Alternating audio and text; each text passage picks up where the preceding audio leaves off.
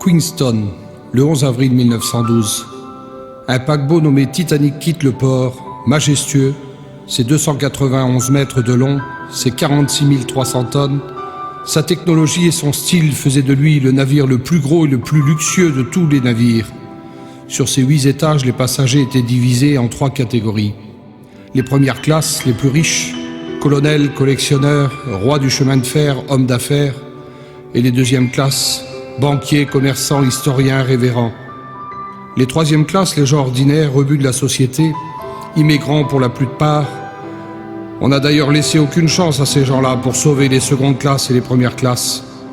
Les premiers dormaient dans des suites décorées avec des meubles Louis XV, alors que les troisièmes classes s'entassaient à 8 par chambre dans les cales du navire. Comme tous les paquebots de croisière, le Titanic disposait de boutiques, salons de coiffure, cabinets médicaux, piscines et pistes de danse, sans compter les salles de restaurant pouvant accueillir jusqu'à 500 personnes. Tout est calme dans cette soirée du dimanche 14 avril 1912. Il est 23h40. Le veilleur Lee prévient qu'il y a un iceberg droit devant à 600 mètres. Un quart d'heure plus tard, ça sera l'impact qui déchirera le navire sur une longueur de 90 mètres. L'officier n'a pas pris en considération l'appel du veilleur. Il est minuit, les premiers appels de détresse vers les navires qui pourront entendre. Le Titanic est entré en collision avec un iceberg.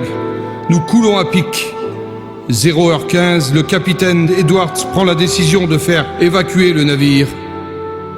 Le problème, c'est qu'il n'y a que 1180 places sur les canaux de sauvetage pour 2227 passagers. La moitié des passagers sont donc condamnés à mort. 0h45, soit 1 heure après l'impact, le premier canot descend dans la mer. Il compte 65 places, mais seulement 28 personnes montent à bord. Personne ne veut croire en la gravité de la situation. 2 heures du matin, tous les canots de sauvetage s'éloignent du navire, alors que 1500 personnes restent sur le pont. L'orchestre joue un cantique. Plus près de toi, mon Dieu. Il est 2h18. Le navire se coupe en deux, entraînant avec lui les 1500 passagers. Pratiquement tous vont mourir.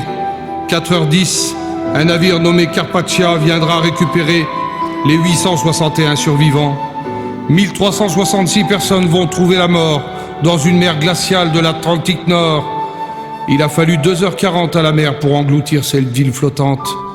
Le slogan publicitaire pour le lancement de ce navire, le Titanic est insubmersible. Même Dieu ne peut couler le Titanic. Combien de gens aujourd'hui comparent leur vie à ce bateau et que tout va marcher comme d'habitude? Pourquoi m'inquiéter du lendemain? Tout ira bien.